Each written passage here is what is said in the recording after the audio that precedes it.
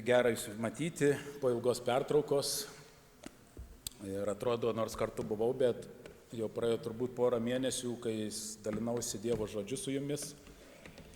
Todėl šį rytą vėl kviečiu atsiversti Dievo žodį, šventąjį raštą, nes tik jo dėka mes galime pažinti beribę mūsų Dievo meilę, gerumą ir maloningumą. Ačiū Dievui, kad mes vis dar galime iš Dievo žodžio semtis pažinimo ir išminties. Šiandieninio mano pamokslo tema arba pavadinimas yra toks.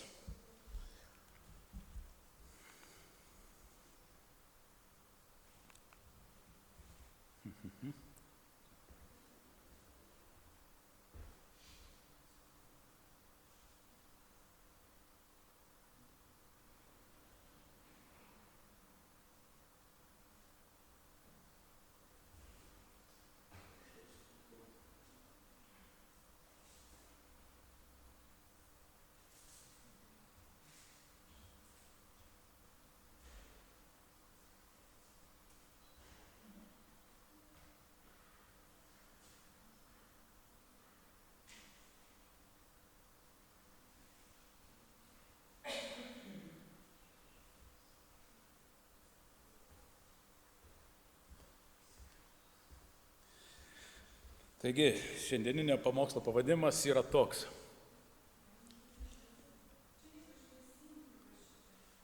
Tai čia priekyje galima. Pas jūs tegul dega.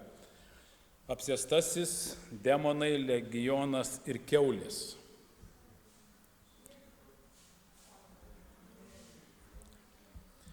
Tikriausiai jau galite nuspėti, kad šį rytą aš kalbėsiu apie Jėzaus kelionę į pagonių kraštą, kuriame jis išgydė demonų apsėstąjį, gyvenusį kapinėse ir dieną bei naktį šiurpinusį visus aplink esančius gyventojus.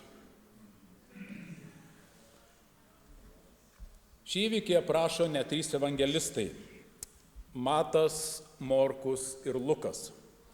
Tačiau įdomu pastebėti, kad visas Mato pasakojimas apie šį įvykį telpa į 7 eilutes. Luko yra gerokai ilgesnis pasakojimas ir apima 14 eilučių, o Morkaus pasakojimas yra pats ilgiausias, apima net 20 eilučių. Šiandien aš naudosiuosi neįprasta Biblija, bet kitokia. Tai yra sinoptinėmis evangelijomis, galbūt kai kas žino, kas ne. Ko jinai ypatinga, tai kad tas pats pasakojimas yra užrašytas lygiagrečiai. Ir aš galiu matyti, štai čia yra Morkaus pasakojimas, čia yra Lukas. Ir kaip matome, jis tik keliom eilutėm yra Morkaus pasakojimas ilgesnis, jeigu sudėjus lygiagrečiai šitos pasakojimus. Ir nežiūrint, kad tai yra nedidelis skirtumas, bet šiandieną aš pasirinkau šį įvykį apžvelgti evangelisto Morkaus akimis, kadangi būtent šis evangelistas daugiausia dėmesio skyrė egzorcizmui. Graikiškas žodis egzorcizmos tiesiog išvertus reiškiasi surišimas arba priesaika. Tačiau dažniausiai jis yra vartojamas kalbant apie demonų ar piktų dvasių išvarymą iš žmogaus arba iš tam tikros vietos. Tai yra apsėstų demonų vietų. Taigi paskaitykime, ką apie tai rašo evangelistas Morkus. Evangelijoje pagal Morkų 5 skyrius nuo 1 iki 20 eilutės. 5 skyrius nuo 1 iki 20 eilutės. Jie priplaukė ežero krantą Geraziečių krašte. Jam išlipus iš valties, to jau priešais iš kapinių atbėgo netyrosios dvasios apsėstas vyras. Jis gyveno kapų rūsiuose ir niekas negalėjo ne grandinėmis jo surakinti. Jis jau daug kartų buvo pančiojamas ir grandinėmis rakinamas, bet sutrupindavo grandinės, nusitraukydavo pančius ir niekas negalėdavo jo suvaldyti. Štai kokia galia jame slypėjo, arba tūnojo, reikėtų tiksliau pasakyti. Per kiauras naktis ir dienas jis bastydavosi po kapines ir po kalnus, klykdamas ir daužydamas save akmenimis. Save žalojo. Iš tolo pamatęs Jėzų, atbėgo, parpuolė priešais ir ėmė garsiai šaukti: Ko tau iš manęs reikia, Jėzau, aukščiausiojo Dievo sūnau? Saikdinu tave Dievu, nekankink manęs. Jėzus mat buvo paliepęs: Išeik netyroji dvasia iš žmogaus. Jėzus dar paklausė: O ko tu vardu? Jis atsakė: Mano vardas Legionas, nes mūsų daug. Ir pradėjo labai prašytis nevaryti jų iš to krašto. Ten pat atkalnėje ganėsi didžiulė kiaulių kaimenė. Dvasios ėmė prašytis: Pasiųsk mus į tas kiaules, kad ir jie sueitume. Jėzus leido.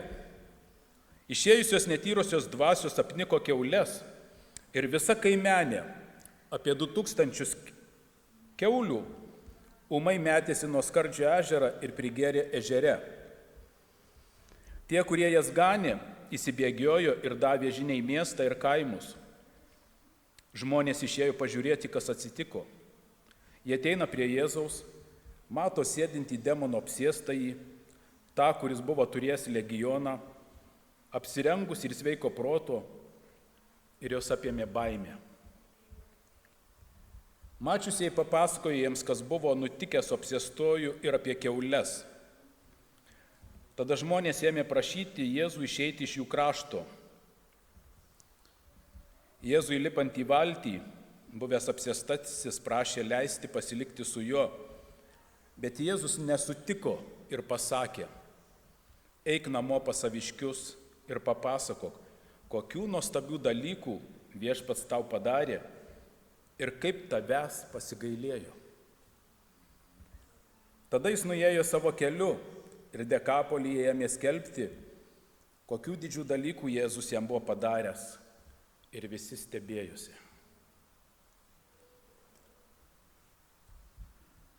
Šis pasakojimas sukelia daug klausimų ne tik tiems, kurie skaito pirmą kartą Evangeliją, bet ir tiems, kurie jau turi ilgą krikščionišką patirtį ir gerai žino Dievo žodį. Kodėl šį žmogų apsėdo demonų legionas? Kodėl demonų legionas prašėsi nevaryti jų iš to krašto? Kodėl demonai, negavę sutikimo likti krašte, prašėsi sueiti į kiaules? Kodėl Jėzus derasi su demonais ir leidžia jiems daryti tai, ko jie prašo? Kodėl demonai varo kiaules į ežerą ir jas nuskandina? Kodėl vietinius gyventojus po šio įvykio apima didelė baimė? Kodėl Jėzus neleidžia išgydytajam prisijungti prie Jėzaus mokinių būrio? Nežinau, ar man pavyks atsakyti visus šios 7 klausimus, tačiau nežiūrint, aš vis tiek noriu su jumis pasidalinti tuo, ką man teko atrasti tyrinėjant šį pasakojimą. Pirmiausia, pastebėjau tai, kad skirtingose Evangelijose skiriasi vietovės vardas. Matas sako, kad Jėzus nuplaukė į Gadariečių kraštą, Morkus sako, kad Jėzus nuplaukė į Geraziečių kraštą, o Lukas sako, kad Jėzus nuplaukė į Gergeziečių kraštą.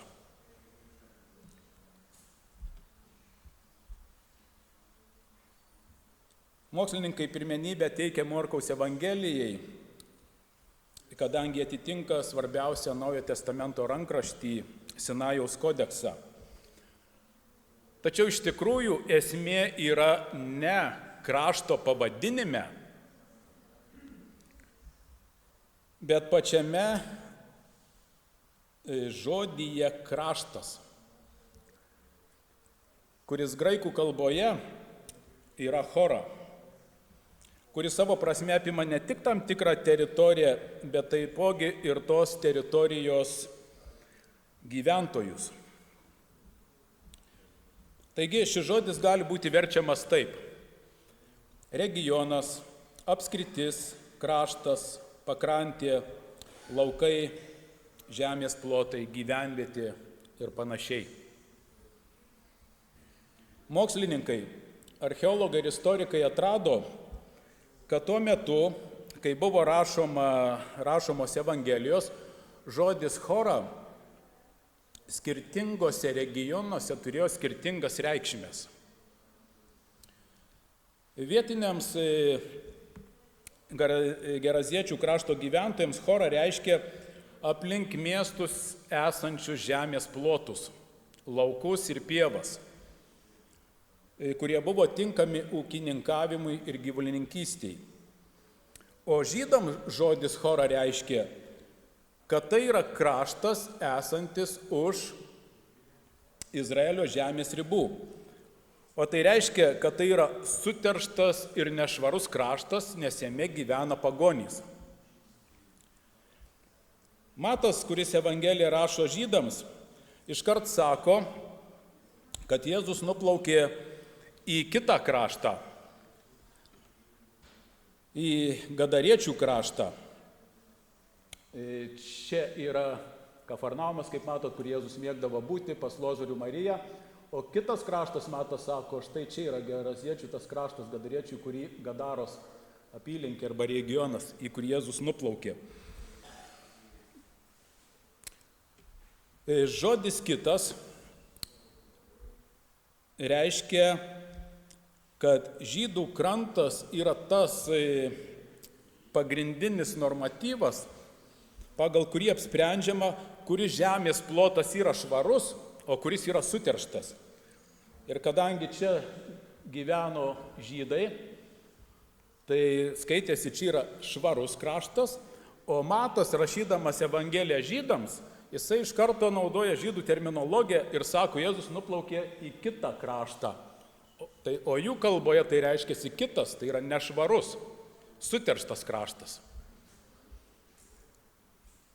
Taigi, žydai klausydami šio pasakojimo girdėjo tai, kad Jėzus su savo mokiniais nuplaukė į suterštą ir nešvarę vietovę. O pagonys klausydami šio pasakojimo girdėjo tai, kad Jėzus su savo mokiniais nuplaukė į kraštą, kuriame yra daug gerų pievų ir laukų tinkamų gyvulių ganykloms. Taigi, kaip matote, tam, kad mes galėtume geriau suprasti visos šios istorijos esmę, mums reikia atrasti kuo daugiau tam metų ir tai vietoviai būdingų ypatumų. Istorikai ir archeologai sako, kad tuo metu žmonės dažniausiai gyveno giminingomis bendruomenėmis, kurie sudarydavo maždaug nuo 75 iki 150 žmonių. O pagrindinis jų pragyvenimo šaltinis buvo natūrinis ūkininkavimas, į kurį eidavo ne tik žemdirbystė, bet ir gyvulininkystė. Natūrinis ūkininkavimas tai tokia ūkio organizavimo forma, kurioje vyrauja žemės ūkio produktų gamyba, bet yra skirta ne pardavimui, o tos šeimos arba bendruomenės reikmėms, pačių gamintojų reikmėms tenkinti. Natūrinėme ūkyje be žemės ūkio nemažą reikšmę turėjo įvairių reikmenų gamyba bei būsto ir ūkinių pastatų statyba. Į tai buvo taipogi įtraukta audimas, verpimas, pynimas, kailių ir odų dirbimas, medžioklė, žvejyba ir gamtos gėrybių surinkimas maistui, uogų, grybų, šaknų, kai kurių vabzdžių, paukščių kiaušinių, medaus, paukščių iš lizdų ir žvėrelių iš urvų. Tokiame ūkyje praktiškai nebūdavo jokio pertekliaus, kaip kad šiandien yra daugelį pramonės šakų. Pagaminama, kas neparduodama, išmetama, arba žmonės per daug nusiperka, nespės suvartoti ir vėl kaupėsi šiukšlių sąvartynai. O tuo metu visko būdavo gaminama tiek, kiek reikėjo vartojimui. Kitas gan įdomus ypatumas buvo tai, kad kai kuriuose to meto bendruomenėse vengdavo auginti gyvulius, kuriems reikėtų didelių plotų, ganyklų ir daug vandens, didelio kiekio vandens. O iš jų naudos būtų tik mėsa, kaip kad pavyzdžiui yra su kiaulėmis. Iš jų nei pamelši pieno, nei nuo jų nukirpsi vilnos. Vienintelis naudingas produktas iš jų yra jas tik pačias suvalgyti. Taigi, žiūrint iš ekonominės ir ekologinės perspektyvos, kiaulė yra gan prastas gyvūnas lyginant su avimis ir ožkomis, kuriams reikia ne tiek daug maisto ir vandens, bet iš kurių gali gauti ne tik mėsą, bet ir pieną ir vilnos pluoštą. Morkus pažymi, kad tame krašte ganėsi labai didelė kiaulių kaimenė. Mes apie tai skaitome 11 eilutėj. Sako, ten pat atkalnėje, netoli kalnų reiškiasi, pievose ganėsi didžiulė kiaulių kaimenė. Ir 13 eilutėje jisai pažymi, kad ten buvo maždaug apie 2000 kiaulių. Ar galite įsivaizduoti, kokio žemės ploto ir kiek vandens reikėjo, kad būtų galima pamaitinti ir pagirdyti 2000 kiaulių?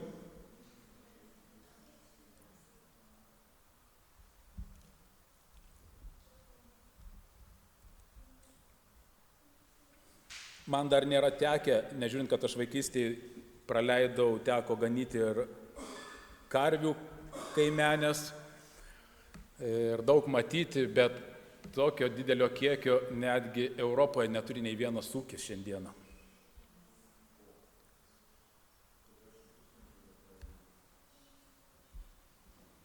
Na, kiek domėjausi, didžiausias Lietuvoje, kuris yra apie 1000 vienoje vietoje. Tai, kad ūkiai turi skirtingose vietose ir bendras kiekis yra taip, bet vienoje vietoje auginti tokį kiekį neteko girdėti.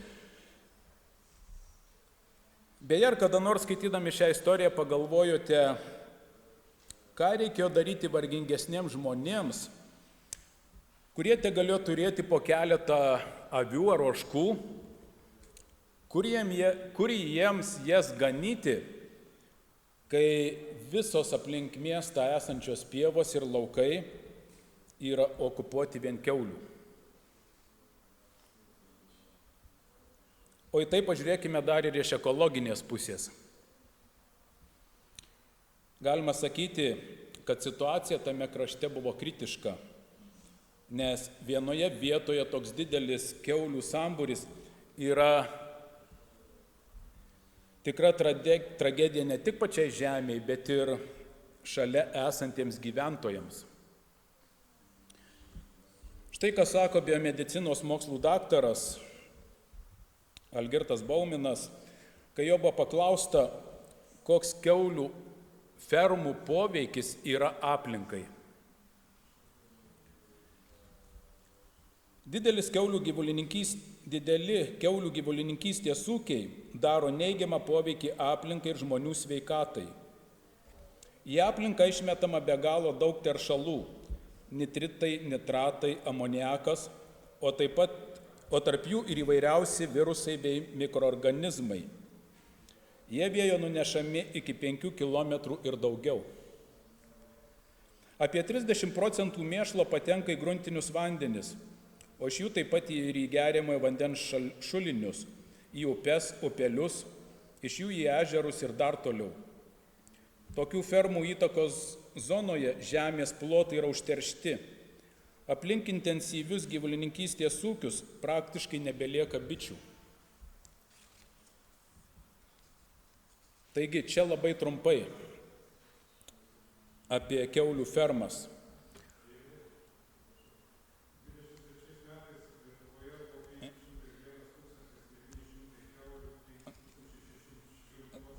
Ačiū. Vėliau. Tačiau ir dabar matote, kokia problema buvo iškilusi tame krašte dėl tokios didelės kiaulių kaimenės.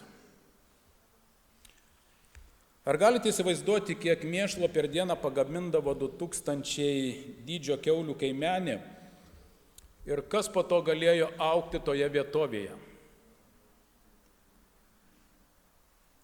Visą tai apmąsčius man tapo aišku, kodėl Jėzus leido demonams sueiti į visas tas kiaules ir jas nuskandinti.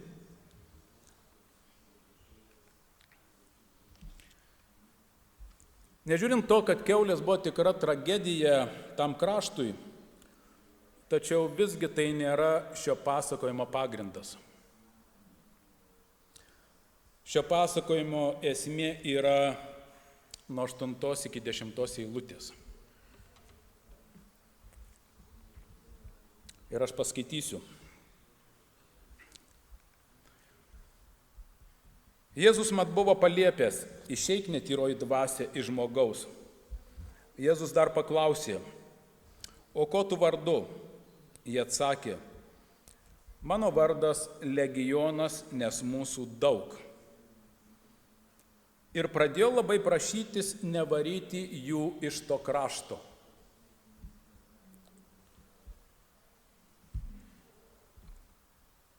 Šiose eilutėse matome, kad Jėzus pirmiausia atėjo išlaisvinti ne kraštą nuo kiaulių, bet žmogų nuo demonų. Kitas dalykas, kurį matome, yra tai, kad demonai save pasivadino labai įdomiu vardu – Legionas. Žodis legionas yra karinis Romos armijos terminas, nusakantis pagrindinį Romos kariuomenės taktinį vienetą, kurį sudarydavo keli tūkstančiai karių, maždaug nuo 4 iki 6 tūkstančių. Ir trečias dalykas, kurį matome, yra tai, kad demonai, kurių vardas buvo Legionas, labai norėjo likti tame krašte.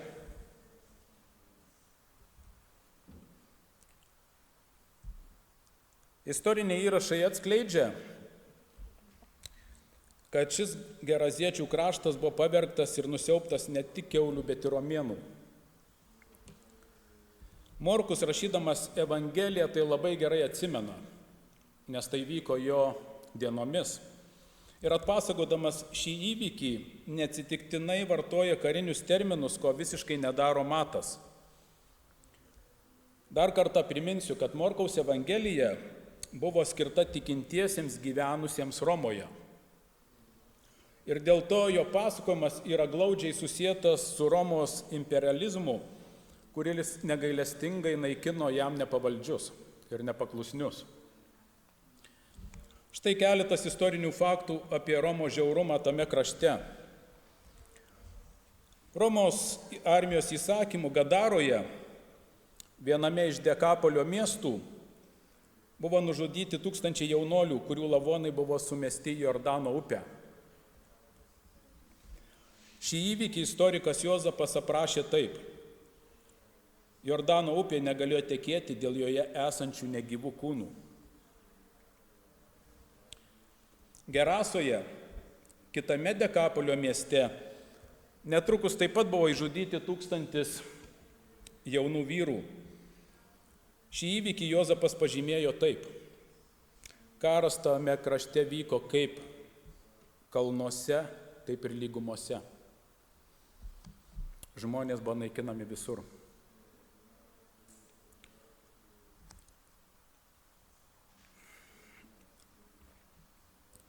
Dar vienas įdomus istorinis įrašas apie vieną iš daugelio Romos legionų, kurio pavadinimas buvo Legio X-Fretensis. Tiksliai nėra žinoma, ar šis legionas buvo suformuotas Julijaus Cezario ar Augusto, bet žinoma, kad būtent šis legionas didžiąją savo gyvavimo dalį daugiausia praleido Judėjoje. Būtent šis legionas dalyvavo Vespasiano ir Tito mūšyje prieš didįjį žydų sukilimą 66 metais po Kristaus, apguldamas Jeruzalę ir Masadą. Masada tai hebrajiškai yra tvirtovė, kuri buvo įkurta kalnuose, kurioje žydai gynėsi nuo romėnų. O įdomiausia tai, kad šio legiono herbo ir antspaudo viduryje vaizduojama šokanti kiaulė arba šernas, kitaip vadinama laukinė kiaulė.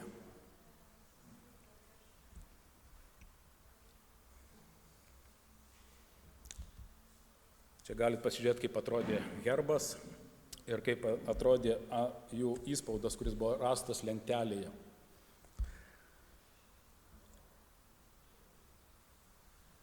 Žinant tai, kyla klausimas, ką iš tikrųjų šioje istorijoje reprezentuoja kiaulės?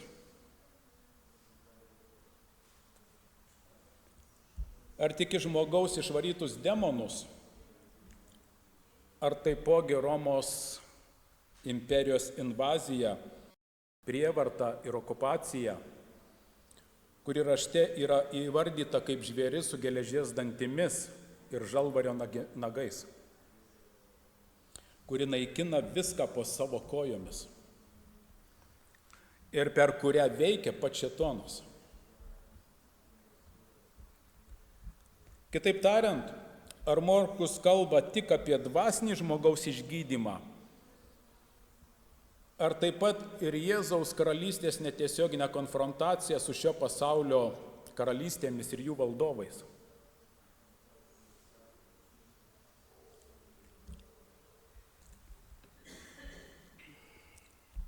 Skaitau 14 ir 15 eilutės. Tie, kurie jas ganė, įsibėgėjo ir davė žinią į miestą ir kaimus apie visą tai, kas nutiko. Žmonės išėjo pažiūrėti, kas atsitiko. Aišku, jau visą tai po įvykio buvo. Jie jau nebematė to, kaip demonai suėjo kiaulės ir kaip kiaulė šoko nuo skardžio ir jos nuskendo. Atėję rado tuščią lauką ten, kur buvo 2000 kiaulių. Jie ateina prie Jėzaus ir mato šalia jo sėdintį demonų apsėstąjį, tą, kuris buvo turėjęs legioną. Įdomu, kad aplink esantys gyventojai žinojo, kokie demonai buvo apsėdę šį žmogų. Žinojo vardu.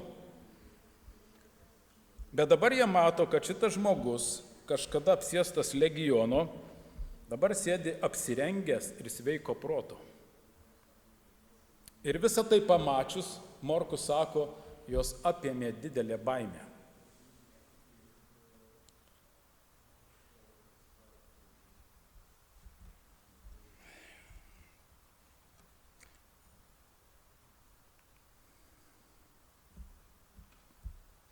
Štai ką apie šį įvykį aprašo Elena White knygoje Su meilė iš dangaus. Antgamtinės jėgos pasireiškimas pažadino žmonių prietaringumą ir sukėlė baimę. Kas jis ir kokia galia tai padarė? Kas žino, kokių dar netikėtumų gali iškrėsti šis svetimšalis? Kas bus su mumis, jeigu jis čia ilgiau pasiliks? Jie taip pat papūgo finansinių sunkumų, ekonominių, tad nusprendė atsikratyti jo. Kas žino, gal po valandos jis ateis ir sunaikins ir mūsų miestus, ir kaimus. Žmonės visais laikais bijo nežinomybės. Geraziečiai nepažinojo Jėzaus ir nežinojo, ką jis gali padaryti su jais. Demonų ir Romos legionas buvo tolygiai žiaurus. Bet jeigu jis vienu žodžiu galėjo nugalėti visą legioną, tad ką jis gali padaryti su mumis? Jis juk žydas, o žydo akimis mes pagonys esame nešvarūs, neverti būtent šitos žemės. Kaip tos kiaulės, esame nešvarūs.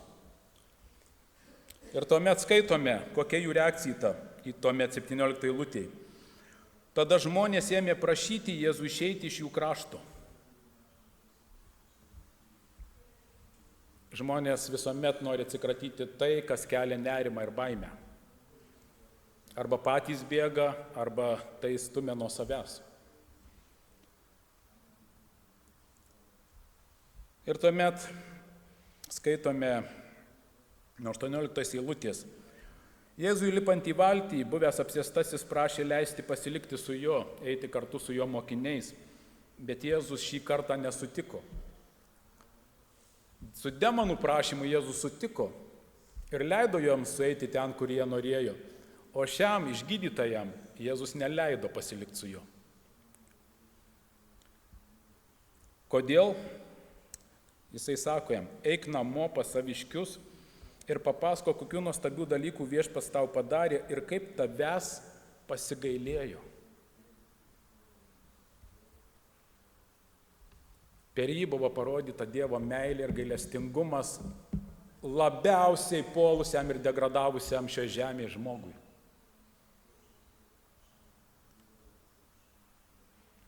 Ir per šią istoriją, per šį įvykį buvo parodyta, Dievui nėra beviltiško žmogaus. Mums kartais atrodo žmonės degradavę, nepataisomi, nepagydomi, skirti nurašymui. Bet Dievas niekada taip negalvoja ne apie vieną žmogų. Tada šis nuėjo savo keliu ir Dekapolį ėmė skelbti, kokių didžių dalykų Jėzus jam buvo padaręs. Ir visi stebėjosi. Įdomu pastebėti, kokias 3 išvadas padarė Elena White, aprašydama šį įvykį.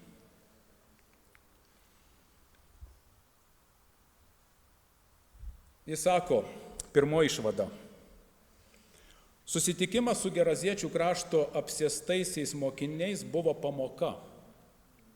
Mokiniams buvo pamoka. Jie atskleidė tonopolio gelmes, į kurias šėtonas nori nutraukti visą žmoniją. O Kristaus misija išgelbėti žmonės iš jo galios. Pražudydamas kiaulę, šėtonas siekė atbaidyti žmonės nuo gelbėtojų ir užkirsti kelią Evangelijai plisti tame krašte. Tačiau būtent šis įvykis sujaudino kraštą kaip niekas kitas ir atkreipė dėmesį į Jėzų. Čia yra nuostabi atskleista tiesa. Tai, kaip šėtonas bando sugriauti Dievo darbą, to nesuprasdamas, būdamas tik kūrinys, jis suteikia galimybės Dievui parodyti savo meilę ir savo galią. Antra išvada, kurią jį padaro, yra tokia. Tos vargšės būtybės gyvenusios kapuose, apsėstos demonų, vergavusios nevaldomoms aistroms bei šlykščiausiems geismams, simbolizuoja, į ką pavirsta žmonija palikta šėtono valiai. Norėčiau atkreipti jūsų dėmesį į šį žodį, kuris yra pabrauktas simbolizuoja. Ji mato šį įvykį kaip parabolę, kaip palyginimą, kuriame atsiskleidžia visos žmonijos likimas. Ir toliau jis sako, šėtonas be paliovos veikia žmonės siekdamas sudarkyti pojūčius, kreipti mintis į blogį, kurstyti smurtą bei nusikaltimus. Jis nualina kūną, aptemdo protą ir suteršia sielą. Ir trečia išvada, kurią jį padaro, yra tokia. Atmesdami išgelbėtojo kvietimą, žmonės neišvengiamai atsiduoda šėtonui. Čia nėra taip, kad aš būsiu su Dievu arba nebūsiu. Arba aš su Dievu, arba aš su šėtonu. Šiandien tai daro daugelis visose gyvenimo srityse, namuose, darbe, net bažnyčioje. Dėl to pasaulyje paplito smurtas ir nusikaltimai, o žmonių gyvenvietės gaubia dorovinė tamsa kaip mirties skraistė. Savo išmoningomis pagundomis šėtonas veda žmonės į vis didesnės blogybės, kol pasiekiamas visiškas ištvirkimas ir pražūtis.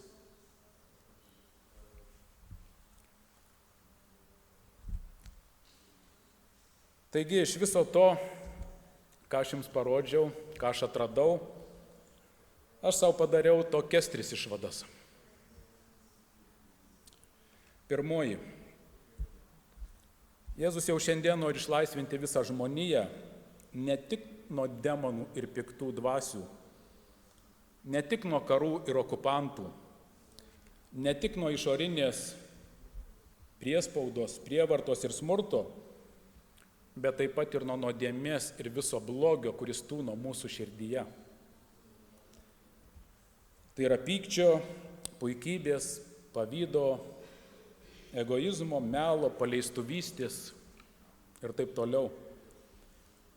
Jis ne tik nori, bet ir gali tai padaryti, jeigu mes jo visiškai ir pilnai pasitikime.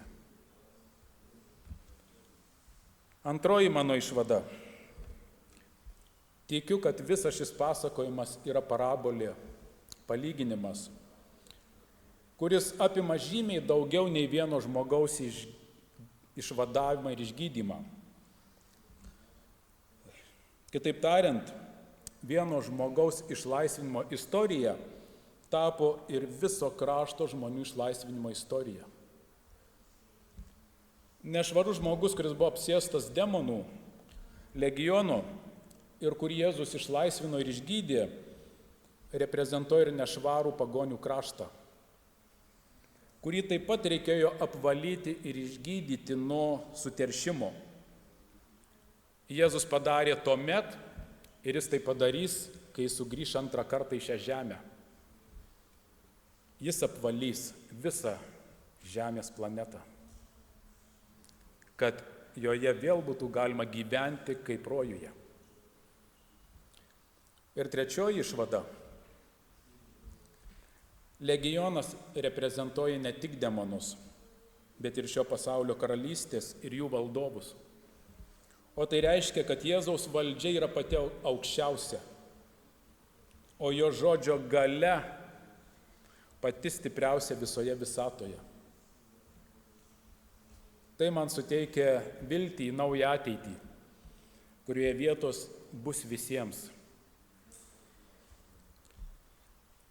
Ten niekam nieko nereikės žudyti, iš nieko nereikės nieko vogti, pavydėti, visi galėsime gyventi saugiai ir būti laimingi. Taigi po viso šito aš garsiai sakau, kad aš noriu būti šioje Dievo karalystėje, apie kurią taip dažnai kalbėjo Jėzus. Ir tikiu, kad jūs taip pat norite būti ten. Ir jeigu taip, tuomet visi garsiai sušukime Amen. Amen.